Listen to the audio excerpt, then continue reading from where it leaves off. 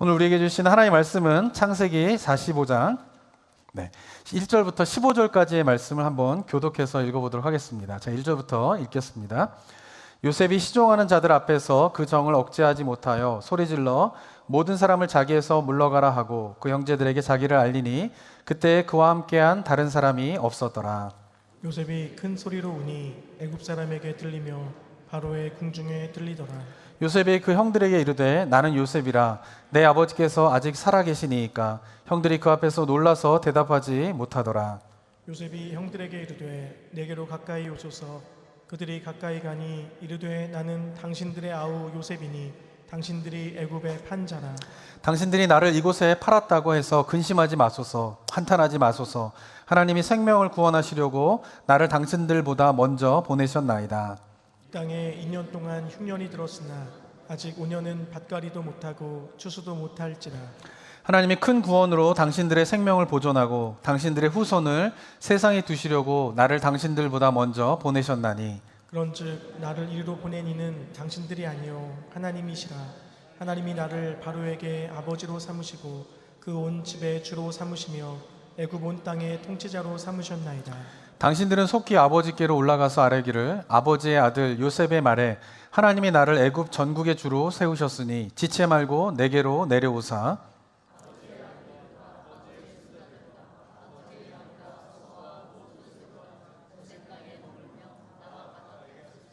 흉년이 아직 5해가 있으니 내가 거기서 아버지를 봉양하리이다. 아버지와 아버지의 가족과 아버지께 속한 모든 사람에게 부족함이 없도록 하겠나이다 하더라고 전하소서. 당신들의 눈과 내 아우 베냐민의 눈이 보는 바 당신들에게 이 말을 하는 것은 내 입이라. 당신들은 내가 애굽에서 누리는 영화와 당신들이 본 모든 것을 다 내 아버지께 아뢰고 속히 모시고 내려오소서 하며 자기 아우 베냐민의 목을 안고 우니 베냐민도 요셉의 목을 안고 우니라. 15절 함께 읽겠습니다. 요셉이 또 형들과 입맞추며 안고 우니 형들이 그제서야 요셉과 말하니라. 아멘. 창세기 37장에서부터 시작된 요셉의 이야기는요, 이제 50장까지 이어지게 됩니다. 그래서 이 창세기 여러 스토리가 나오지만은 가장 많은 분량을 차지하고 있는 이야기가 누구의 이야기냐 하면 바로 요셉의 이야기입니다. 근데 요셉의 이야기를 통하여서 성경이 말하고자 하는 굉장히 중요한 이제 2가지 주제가 있거든요. 첫 번째는 뭐냐면은 하나님의 섭리에 대한 것이에요. 섭리가 무엇입니까? 그것은 이 세상의 모든 것들이 하나님의 뜻 가운데 있다라고 하는 것이죠. 그리고 하나님의 뜻은 어떻게 해요? 결국은 성취되어진다. 이것이 바로 하나님의 섭리에 대한 이제 교리입니다. 근데 이 이야기가 이제 어디서 담겨 있냐 하면은 창세기 37장에서부터 41장까지의 요셉의 삶 속에서 이 부분이 이제 중심적으로 드러나게 되는 거죠. 그래서 제가 2번의 설교를 드렸지만은 이 요셉의 삶 가운데 일어나고 있는 여러 가지 일들이 결국은 어떻게 됩니까? 이스라엘을 구원하기 위한 하나님의 뜻을 이루기 위한 과정들이었음에 대한 것을 보여주면서 모든 것이 어떻게 해요? 요셉의 삶 가운데 일어난 모든 것이 하나님의 뜻 가운데 있었다라고 하는 것을 이제 37장에서 41장에 걸쳐가지고 보여주고 있습니다. 그리고 두 번째로 요셉의 이야기에서 보여주고 있는 것이 있는데요. 그것은 42장부터 시작해서 지금 오늘 읽은 45장까지의 내용인데 그 내용의 핵심은 무엇이냐? 바로 요셉과 형들이 서로 화해하고 용서하는 이야기를 이제 말하고 있습니다. 원래 이제 지난번에 제가 42장을 설교했는데요. 오늘 해야 될 설교는 43장입니다, 원래는. 근데 제가 45장을 먼저 설교하는 이유는 43장에서 45장에 걸쳐가지고 중요하게 이야기하고 있는 부분이 용서에 대한 것인데 이 용서에 대한 것을 제가 한 2주나 3주에 걸쳐서 제가 좀 다뤄보려고 합니다. 그래서 43장과 44장은 다음 주나 다다음 주에 다루게 될 것이고요. 먼저 45장을 오늘 본문을 다루면서 용서의 의미가 무엇인가에 대한 거를 한번 우리 성도들과 오늘 나눠보도록 하겠습니다. 45장을 보게 되면 어떻습니까? 형들과 요셉이 화해하는 장면이 나오게 됩니다. 이 장면이 아마도 요셉의 이야기에서 가장 하이라이트죠. 가장 중요한 부분이 바로 이 형들과 요셉이 이제 화해를 하고 용서하는 그 장면이 되게 됩니다. 하지만 형들이 요셉에게 한 행동이 어떤 행동이었죠? 동생을 시기하여서 동생을 죽이려고 해요. 그래서 어떻게 해요? 요셉이 입고 있던 채색 옷을 다 벗겨놓고 어떻게 해요? 구덩이에다가 던져버리게 됩니다. 물과 음식이 없는 구덩이에다가 팔레스타인 땅에 있는 구덩이에 던진다라고 하는 것은 죽이겠다라는 거예요. 그러니까 요셉은 생생하게 형들이 자기를 죽이려고 하는 거를 목도한 사람이에요. 어쩌면은 그 구덩이에 던지는 형들의 모습을 구덩이에 빠진 채로 이게 착 하늘 쳐다보면은 그 형들의 그 시기와 복수에 찬 그 눈빛을 요셉은 똑똑하게 경험하였고 그것을 똑똑하게 기억하고 있었을 것이에요. 뿐만 아니라 목숨을 어떻게 가까스로 건지긴 하였지만 애굽의 노예로 팔려가서 13년 동안 노예로 죄수로 살면서 정말 겪지 말아야 할 비참한 인생을 겪게 되는 것이 요셉의 인생이었습니다. 근데 그 일이 누구 때문에 이루어진 것이죠? 바로 형들 때문에 이루어지게 된 것이에요.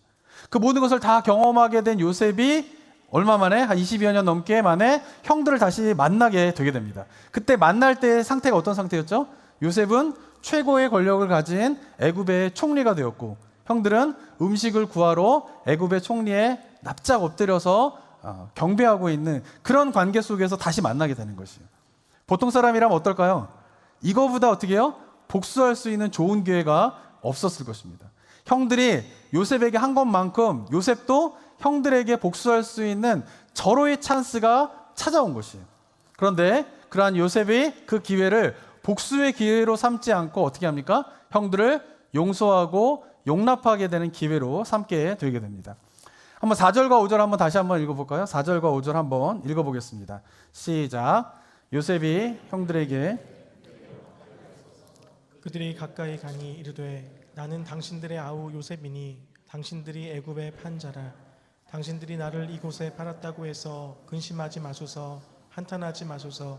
하나님이 생명을 구원하시려고 나를 당신들보다 먼저 보내셨나이다. 네, 음식을 구하러 지금 애굽의 총리 앞에 바짝 엎드려가지고 형들이 두려워 떨고 있는데 갑자기 그 총리가 뭐라고 이야기합니까? 내가 요셉이라는 거예요. 그럼 하는 말이 뭐예요? 4절에서 당신들이 애굽에 판 요셉입니다. 이렇게 말을 해요. 이 말이 딱 떨어졌을 때 형들의 마음이 어땠을까요? 간담이 서문을 했을 거예요. 자기가 팔은 그 요셉이 지금 총리가 되어서 당신들이 지금 나를 애굽에 팔지 않았습니까? 라고 이야기를 하고 있는 것이죠.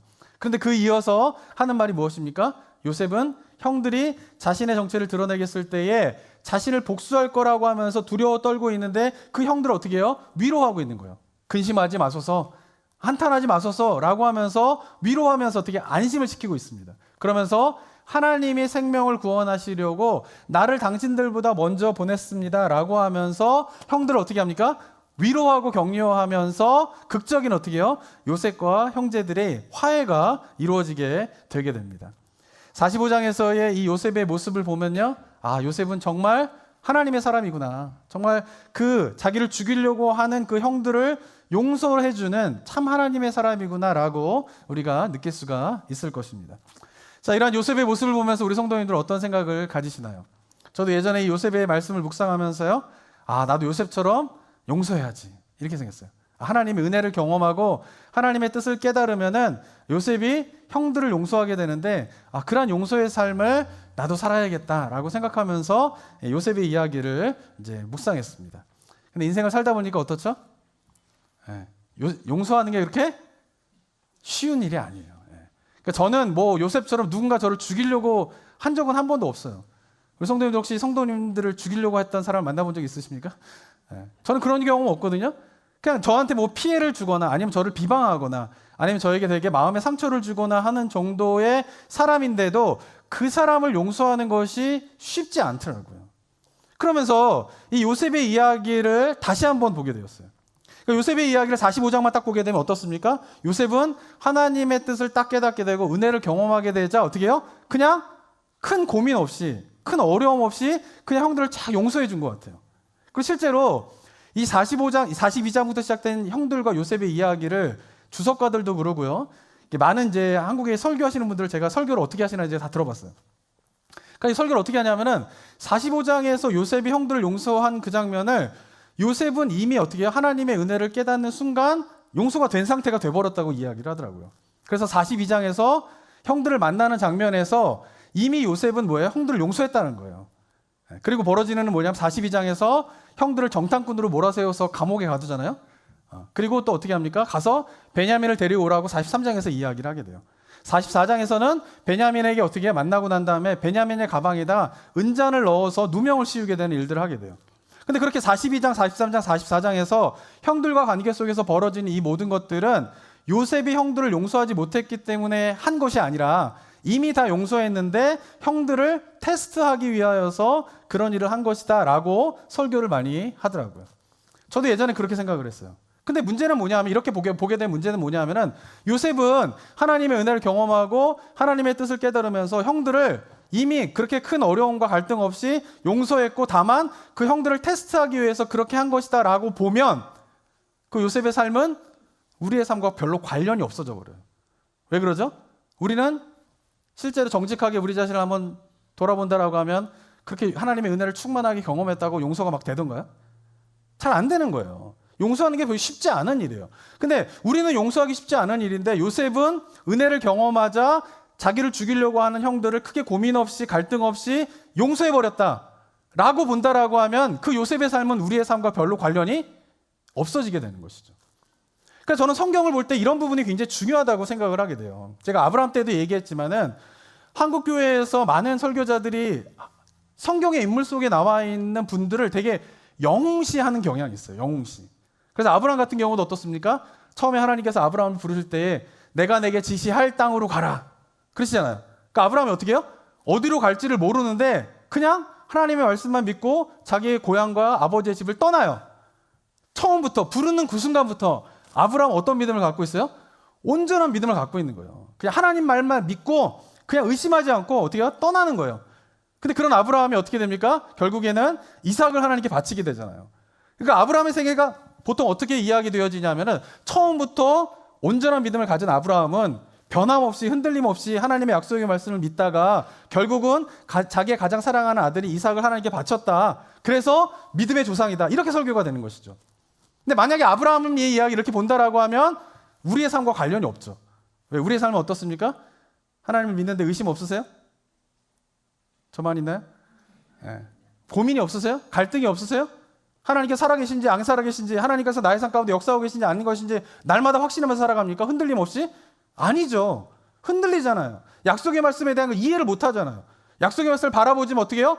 그 말씀이 이루어질까에 대해서 자신 있게 확신하면서 살아가지 않고 늘 업앤다운을 하면서 살아가게 되는 것이 많은 그리스도인들의 현실적인 현존 아닙니까? 실존 아닙니까?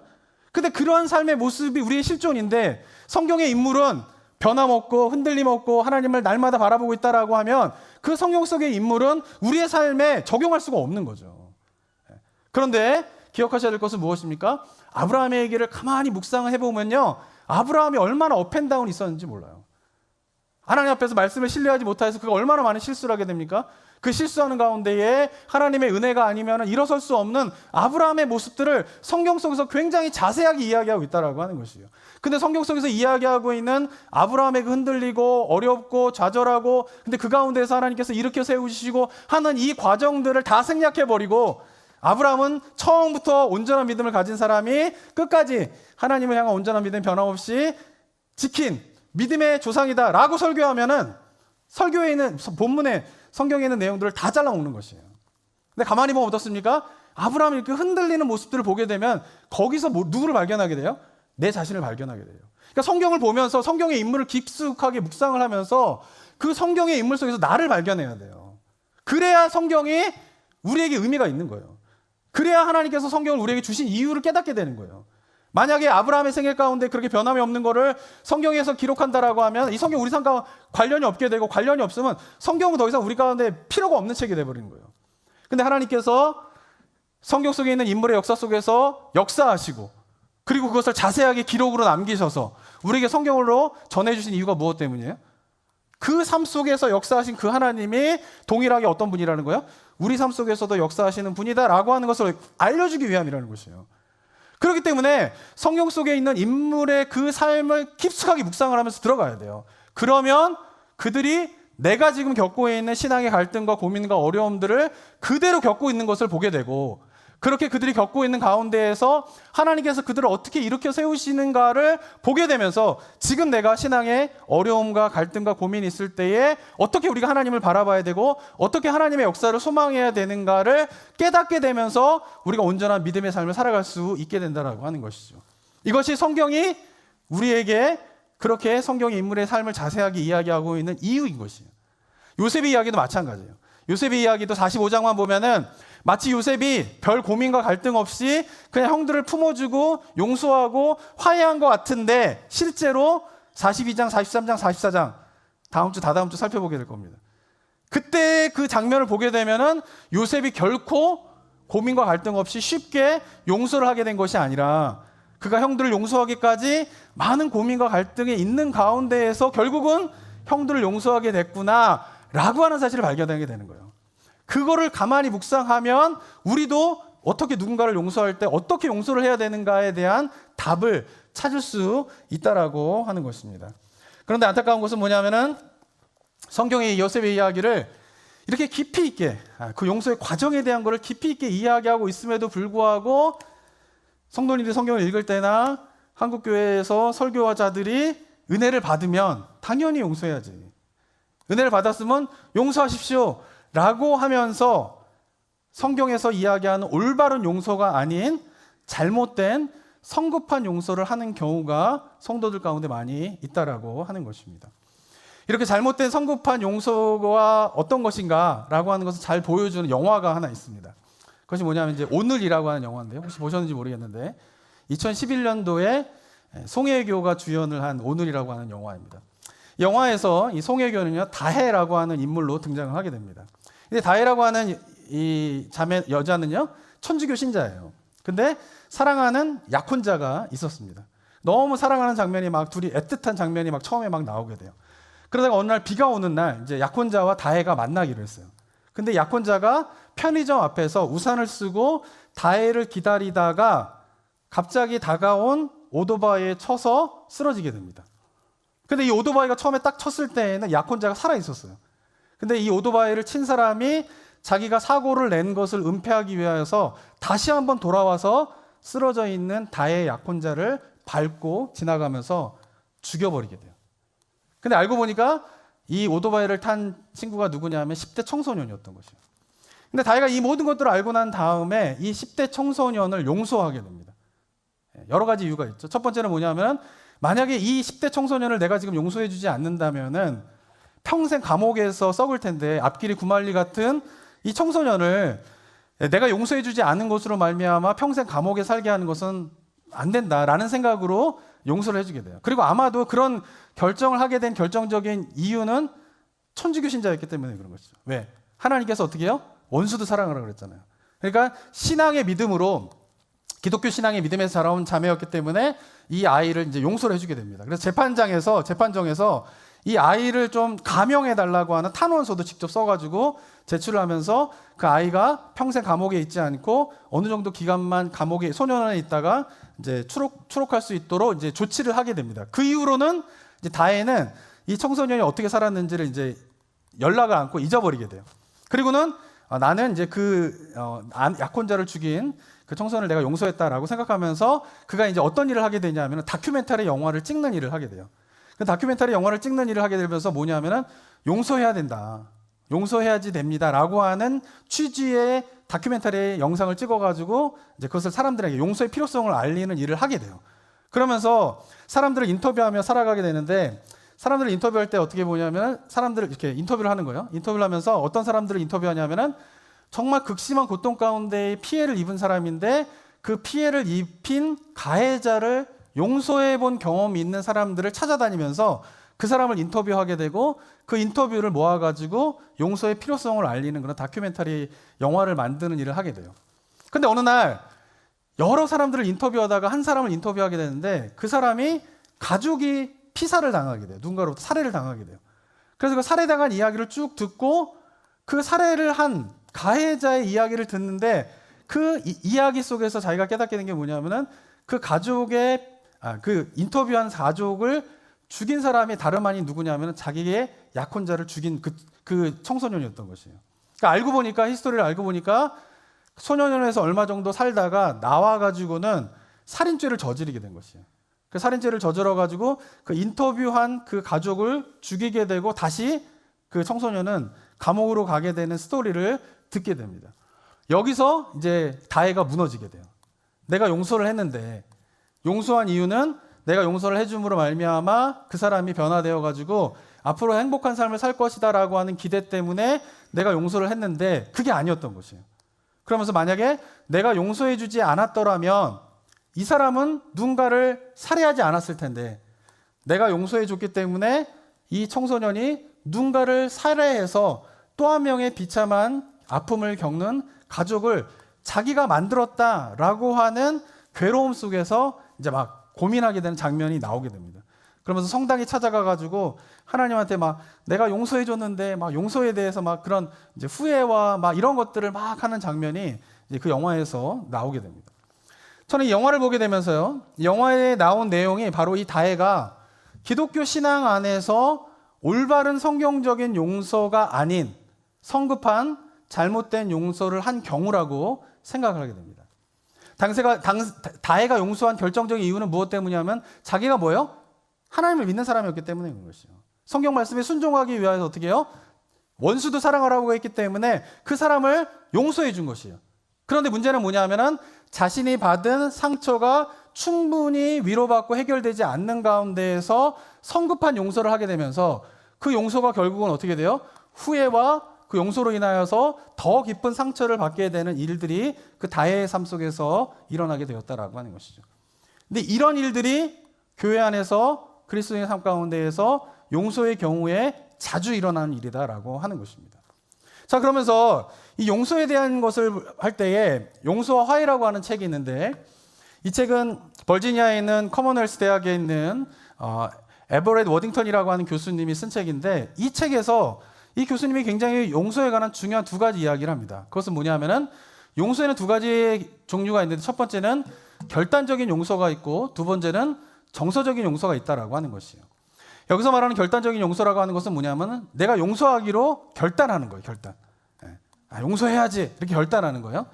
근데 그리고 난 다음에 정서적인 용서는 뭐냐면은 마음의 그런 상처들이 충분히 회복되고 치유되는 가운데에서 용서를 하는 것입니다.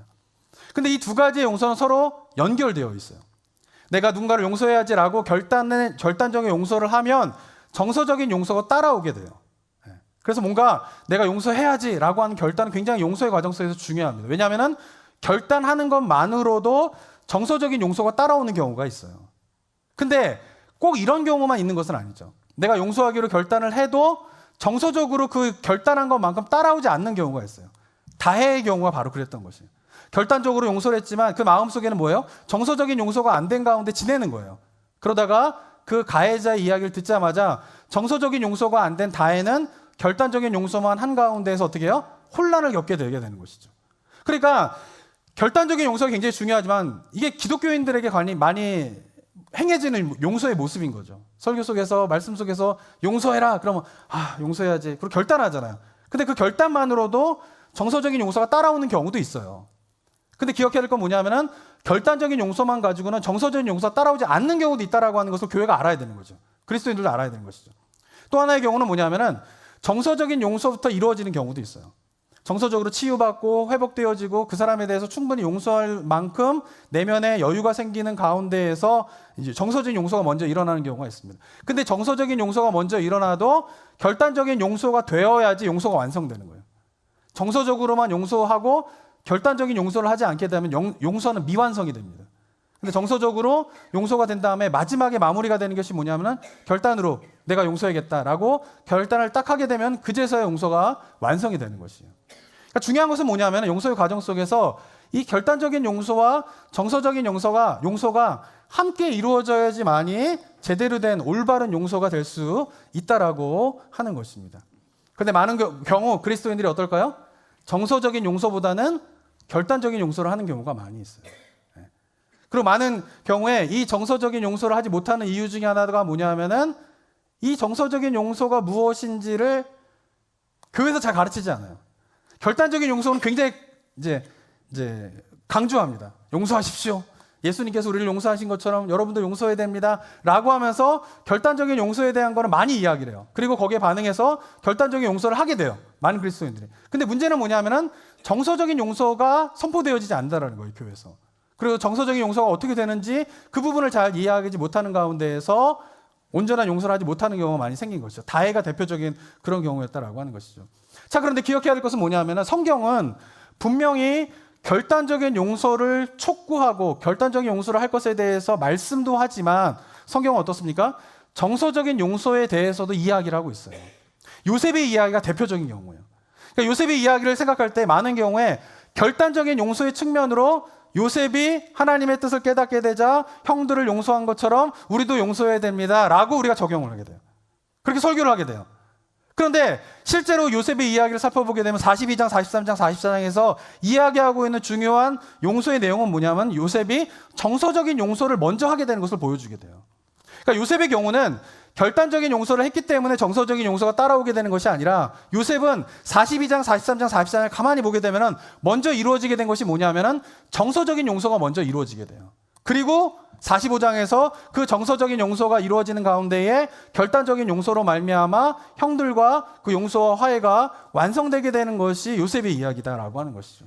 그런데 이 요셉의 이야기에서 중요하게 차지하고 있는 이 정서적인 용서에 대한 부분들을 잘 묵상하지 않고 생각하지 않고 그것을 설교하지 않으면은 대부분의 성경에서 이야기하는 용서는 결단적인 용서로만 받아들이게 되고 그러면서 정서적인 치유가 충분하게 이루어지지 않는 가운데에서 결단적인 용서를 하면서 그 결단적인 용서로 말미암아 내가 용서를 했다라고 하는 착각 속에서 살아가게 돼요. 그러다가 다혜와 같이 어떤 충격적인 일을 또 겪게 되면은 정서적인 용서가 충분히 되지 않았기 때문에 자신이 용서한 것에 대해서 후회하게 되고 그 이후부터는 다시는 누군가를 용서하는 일을 하지 않게 되는 그런 일들이 벌어지게 된다라고 하는 것입니다. 사랑하는 성도 여러분, 제가 오늘부터 한 2주에 3주 동안 이 얘기를 하려고 하는 이유는 무엇 때문이냐면요. 기독교 신앙에서 굉장히 중요한 부분이 뭘까요? 그것은 용서와 사랑이에요. 사랑. 그런데 어쩌면 이 시대 가운데에서 현대인들의 삶들 속에서 그 현대 사회를 살아가고 있는 많은 그리스도인들의 삶들 가운데에서 가장 주목하고 있지 않은 부분이 어때요? 용서와 사랑이에요. 성경은 우리에게 보면 어떻게 이야기하고 있습니까? 하나님의 성품 가운데에서 성경에서 가장 중요한 하나님의 성품이 뭘까요? 그것은 용서예요. 용서. 우리의 죄를 하나님께서 어떻게 하십니까? 용서해 주시잖아요. 그러면서 우리가 하나님 앞에 나아가게 되었고 예수 그리스도가 이 땅에 오신 이유도 무엇 때문입니까? 우리의 죄를 용서하기 위하여서 이 땅에 오셨잖아요. 그것이 뭐예요? 성경의 핵심이잖아요. 그런 성경의 핵심 속에서 예수님께서 명령하시는 거예요. 말씀하시는 거예요. 어떻게? 용서해라. 70번씩 어떻게 해요? 7번이라 해라. 용서라는 거예요. 원수도 어떻게 하라는 거예요? 사랑하라는 것이에요.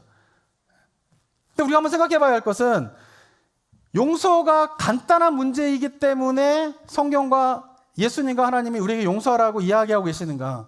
그건 아니라는 거예요. 용서는 굉장히 어려운 일이에요. 복잡한 일이에요. 근데 하나님께서 그것을 모른 채 우리에게 용서하라고 명령하시는 것이 아니죠. 만약 그러면 어떻게 해요? 용서하라는 말이 굉장히 가혹하게 느껴집니다. 원수를 사랑하라. 하실 수 있으세요? 남의 애기면 가능해요. 용서도요. 남의 애기면 용서를 쉽게 이야기할 수 있어요. 너 그리스도인이잖아. 남의 애기면 너 하나님의 은혜를 받았잖아. 너 하나님의 용서함 받았잖아. 그러니까 너도 용서해야 돼. 이 말은 남의 이야기면 쉽게 할 수 있어요. 근데 용서의 문제가 내 문제가 되고요. 원수를 사랑하라고 하는 이야기가 남의 이야기하면 쉽게 원수를 사랑하라 말할 수 있는데 이것이 나의 문제가 되면 이건 굉장히 복잡해지게 됩니다. 그러지 않나요? 그럼에도 불구하고 하나님께서 예수님께서 용서하라고 원수를 사랑하라고 말씀하신 이유가 무엇 때문일까요? 그 이유는 무엇 때문이냐면은 용서를 하지 않으면 내 영혼이 죽기 때문에 그래요. 용서를 하지 않으면은 나의 영혼이 죽기 때문에 내 영혼이 살기 위하여서 해야 되는 중요한 영적인 실천이 뭐냐 바로 용서이다라고 하는 것입니다. 많은 사람들이 용서를 하지 않는 이유가 무엇 때문일까요? 용서하려고 했을 때에 그 용서하려고 하는 마음을 가로막는 이유가 무엇 때문일까요? 그것은 나를 힘들게 하고 나에게 고통을 준 상대방에게 내가 당한 만큼 갚아주고 싶은 거예요. 그죠? 그러니까 내가 상처받고 내가 아프고 내가 얼마나 힘든가를 상대방에게 알려주고 싶은 거예요. 근데 상대방이 그것을 미처 모른 채 내가 용서해버리면 억울한 거예요. 그러니까 용서의 마음 가운데는 이 대적하는 마음 가운데는 뭐가 있냐면은 내가 용서해주면 누구 좋으라고 용서해주냐는 거예요. 저 사람도 어떻게 해요? 내가 당한 만큼, 내가 아픈 만큼, 내가 상처를 받은 만큼 똑같이 경험해야 되는데 그 경험하지도 않은 그들을 내가 용서해주면 억울하다는 거죠. 이것이 뭐예요? 우리 마음속에서 누군가를 용서할 때에 방해가 되는 용서를 할 때에 가로막는 그런 생각이다라고 하는 것입니다. 근데 기억해야 할 것은 무엇이냐면 이렇게 되면 결국 죽는 건 누굴까요? 나 자신인 거죠. 우리는 상대방을 용서해 주지 않으면서 내가 용서해 주지 않아서 내가 저 사람을 끝까지 내가 언젠가는 저거를 알려줄 거야 라고 하면서 내가 용서해 줘 버리면 저 사람을 자유롭게 만드니까 내가 결코 용서해 주지 않고 끝까지 내가 저 사람에게 그런 것을 아픔을 알려줄 거야 라고 생각하지만 결국 그 끈을 놓지 않으면 자유롭지 못한 사람은 상대방이 아니라 자신인 것이에요. 죽게 되는 것은 상대방이 아니라 자신이 죽게 된다라고 하는 것이죠. 왜 이런 일이 일어날까요? 사단이 끊임없이 용서를 하면 억울하다라고 생각을 만들면서 용서를 가로막고 있다라고 하는 사실을 우리가 기억해야 하는 것입니다. 그 부분에 대한 이야기가 고린도후서에 보면 나오게 됩니다. 2장 10절과 11절 한번 읽어볼까요? 시작. 너희가 무슨 일에든지 누구를 용서하면 나도 그리하고 내가 만일 용서한 일이 있으면 용서한 그것은 너희를 위하여 그리스도 앞에서 한 것이니 이는 우리로 사단에게 속지 않게 하려 함이라. 우리는 그 계책을 알지 못한 바가 아니로다. 용서에 대한 이야기를 할 때 사도 바울이 이야기하는 중요한 부분이 오니까 11절에서 그것은 용서를 해야 된다는 거예요. 이유가 무엇 때문일까요? 바로 우리가 사단에 속지 않게 하기 위하여서 용서를 해야 된다라고 이야기를 하고 있다라고 하는 것입니다. 용서의 문제는요, 관계 속에서 생겨난 분노 때문에 이 분노를 푸는 문제예요. 용서의 문제는. 근데 관계 속에서 뭔가 서로 상처와 아픔을 주면서 분노가 생기면 이 분노를 해결하는 방법은 두 가지밖에 없어요. 첫 번째는 뭐예요? 복수하는 거예요. 복수하는 거. 복수하면서 분노를 해결하려고 하는 거예요. 또 하나의 방법은 뭘까요? 용서하면서 분노를 해결하는 거예요. 이 두 가지 외에는 없어요. 근데 용서도 안 하고 복수도 안 한다? 그럼 그 분노는 어떻게 될까요? 자기 내면 속에서 자리 잡게 되는 거예요. 그리고 그 분노가 내면 속에서 계속 자리 잡으면서 내가 용서해주면, 내가 이 분노를 풀면 저 사람이 좋은 일을 하는 거야, 저 사람은 하는 거야, 내가 너무 억울해 라고 하지만 실제 그 분노를 풀지 않는 가운데 있게 될 때 죽게 되는 영혼은 가해자가 아니라 누구라는 거예요? 나 자신이라는 것이에요. 그래서 하나님께서 어떻게 해요? 용서하라고 이야기를 하고 있다라고 하는 것입니다. 근데 이 시대에 많은 사람들이 어떻습니까? 나만 억울하다라고 생각을 하면서 용서를 잘 하지 않아요. 그러면은 그런 가운데 어떻게 그리스도인들도 용서에 대한 거를 해도 되고 안 해도 되는 것으로 생각을 해요. 성경에서는 용서를 해도 되고 안 해도 되는 것으로 이야기할까요? 아니에요. 반드시 하라는 거예요. 이유가 무엇 때문일까요? 네가 용서를 해야지 누가 사는 거예요? 네가 산다라고 하는 것이에요. 하나님께서 우리에게 그렇게 용서를 요청하시는 이유는 그게 쉽고 하는 것이 뭐 어렵지 않고 이러기 때문에 우리에게 요청하시는 것이 아니라 어렵다는 걸 하나님도 아세요. 쉽지 않다라는 것도 하나님께서 아세요. 그럼에도 불구하고 하나님께서 우리에게 용서를 하라고 요청하시는 이유는 뭐냐 하면은 그래야 내 영혼이 사는 거예요. 그래야 내 영혼이 살아서 어떻게 해요? 하나님을 만날 수 있는 거예요. 그 용서의 문제를 해결하지 못하면 우리가 하나님께로 나아갈 수 없게 돼요. 우리 영혼이 죽기 때문에 그렇게 되는 것이죠. 사랑하는 성도 여러분, 우리가 구원을 받게 된 이유가 무엇 때문입니까? 예수님께서 우리를 용서해 주셨기 때문이에요. 그리고 그 용서를 경험한 우리에게 하나님께서 용서하라고 요청하시는 이유는 무엇 때문이냐? 바로 그래야 어떻게 되는 거예요? 우리 영혼이 살게 되기 때문에 그렇다라고 하는 것입니다. 하지만 사단이 어떻게 합니까? 이 부분을 자꾸 가로막아요. 네 영혼이 사는 게 억울하다라는 거예요. 그러면서 어떻게 해요? 우리 영혼이 살 방법인 그 용서의 문제를 깊이 고민하지 않고 생각하지 않는 가운데에서 그냥 용서하지 않고 관계를 끊어버리는 것으로 해결하는 경우가 너무나 많이 있다라고 하는 것이죠. 사랑하는 성도 여러분, 제가 앞으로 오늘부터 몇 주 동안 할 때 우리 성도님들에게 제가 도전하고 싶은 것은 이 용서의 문제를 한번 신앙적인 관점 안에서 깊게 한번 묵상해 보시라는 거예요.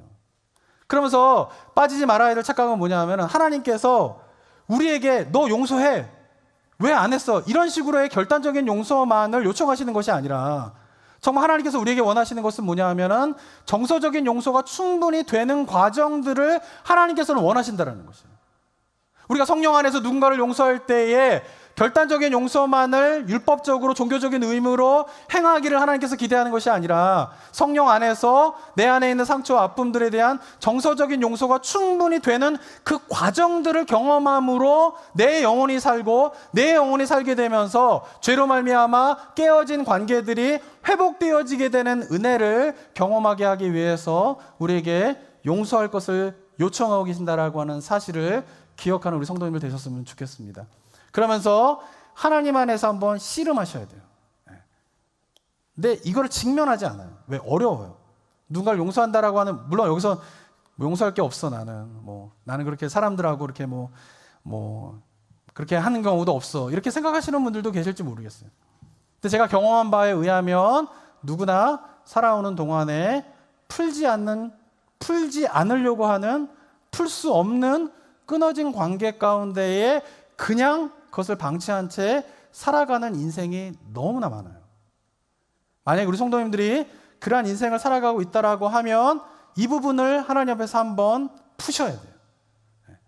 결단적인 용서뿐만 아니라 정서적인 용서를 통하여서 내 자신이 완전히 회복되어지게 되고 내 안에 있는 상처들이 완전히 회복되어지게 되면서, 그리고 하나님께서 우리를 용서하심으로 말미암아 하나님과 우리의 관계가 회복되어지게 되면서 누리게 되는 은혜가, 내가 누군가를 용서함으로 말미암아 그 관계가 회복되어지게 되면서 또 한 번 회복의 은혜를 경험하기를 원하시는 하나님의 마음을 깨달아 성령을 의지함으로 용서를 실천하게 되는 은혜가 우리 성도님들 가운데 있게 되기를 주님의 이름으로 축원합니다. 이 시간 한번 찬송한 거 같이 부르고 기도하는 시간 좀 갖겠는데요, 우리 세상의 유혹 시험이 내게 몰려올 때 한번 찬송하도록 하겠습니다. 이 찬양의 가사가 어떻습니까? 세상의 유혹 시험이 내게 몰려올 때에 나의 힘으로는 그것들을 이길 수 없다라는 것입니다. 거짓과 속임수로 가득한 세상에서 우리가 살아가고 있다라고 이야기를 하고 있습니다. 특별히 용서의 문제에 대해서 사단의 거짓과 속임수들이 굉장히 많이 있습니다. 우리가 이 찬양을 하면서 우리가 그것을 끊어버리고 오직 주님만을 바라보면서 나아가는 우리 성도님들의 결단이 있는 고백이 되기를 소망합니다. 세상의 유혹 시험이 내게 몰려올 때에 나의 힘으론 그것들 모두 이길 수 없네. 거대한 폭풍 가운데 위축된 나의 영혼, 어찌할 바를 몰라 헤매이고 있을 때 주를 찬양, 손을 들고 찬양. 전쟁은 나에게 속한 것 아니니 주를 찬양, 손을 들고 찬양. 전쟁은 하나님께 속한 것이니 거짓과 속임수로 가득 찬 세상에서 어찌할 바일지 몰라 머뭇거리고 있네.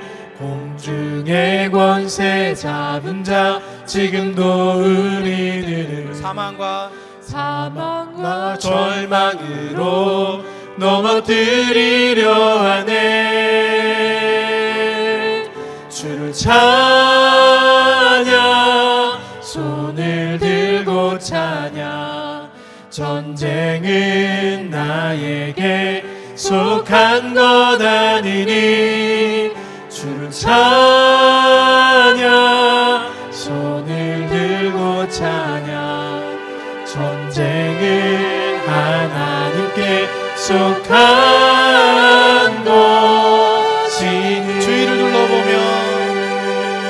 주위를 둘러보면 아무도 없는 듯 믿음의 눈을 들면 보이는 분 계시네. 지금도 내 안에서 역사하고 계시네. 사망과 어둠의 권세 물리치신 예수님. 주를 찬양, 손을 들고 찬양. 전쟁은 나에게 속한 것 아니니 주를 찬양, 손을 들고 찬양. 전쟁은 하나님께 속한 다시 한번 주님 앞에 고백하겠습니다. 주를 찬양, 주를 찬양. 손을 들고 찬양.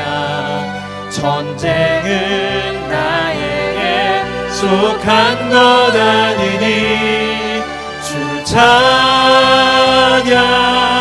손을 들고 찬양. 전쟁은 하나님께 속한 것이니.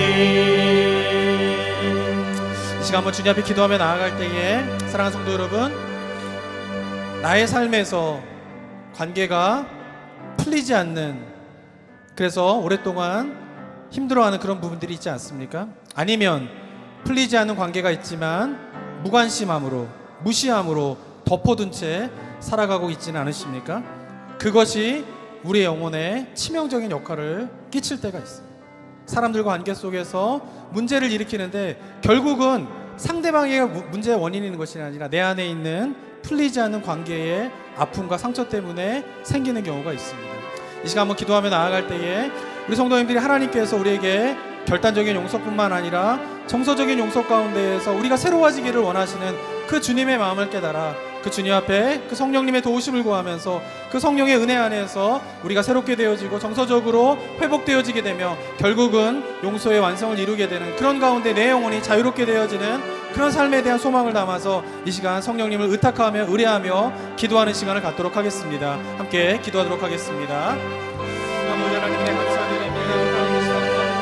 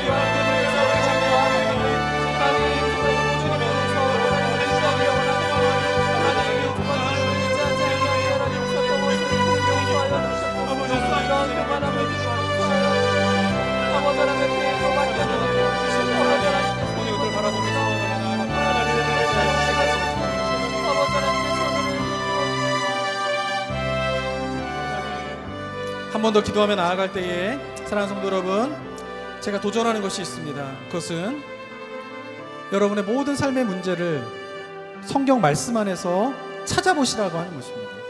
성경은 하나님께서 우리에게 우리가 신앙생활하면서 겪게 되는 여러 가지 어려움들과 아픔들과 고민들을 다 담고 그곳에서 하나님께서 어떻게 역사하셨는가를 보여주는 책입니다.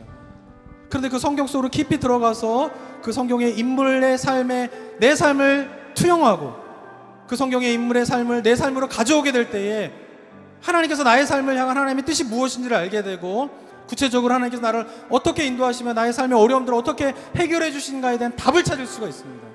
그런데 그 성경의 인물 속으로 깊이 들어가지 못하고 그 성경의 인물을 우리 삶으로 깊이 가져오지 못하는 그런 채 하나님 앞에 구하지도 답을 찾지도 않는 삶을 살아가고 있지는 않으십니까? 도전합니다.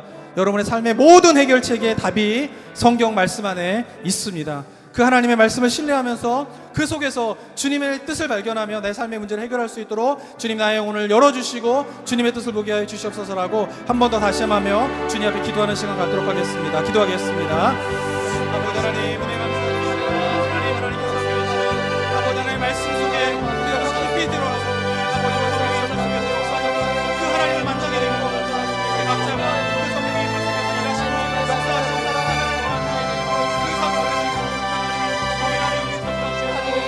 속에서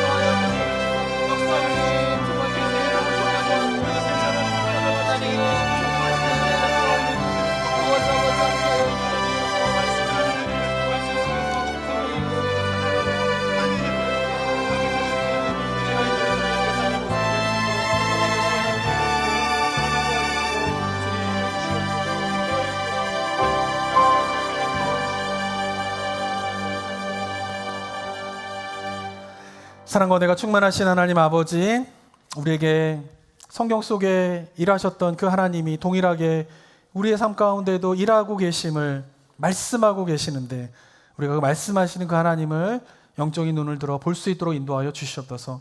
우리가 신앙생활하는 동안에 하나님을 믿으며 이 땅 가운데 살아갈 때 겪게 된 여러 가지 어려움들과 고난들과 또는 시험들과 또는 여러 가지 힘든 부분들을 말씀을 통하여서 어떻게 하나님께서 일하시고 계시고 어떻게 다루시는지를 보여주고 계시는데, 우리 모두가 눈을 들어 그 하나님의 말씀 속에서 그 하나님의 일하심을, 그 하나님의 역사하심들을 바라고 인정하고 깨닫게 되는 은혜가 있을 수 있도록 주님 도와 주시옵소서.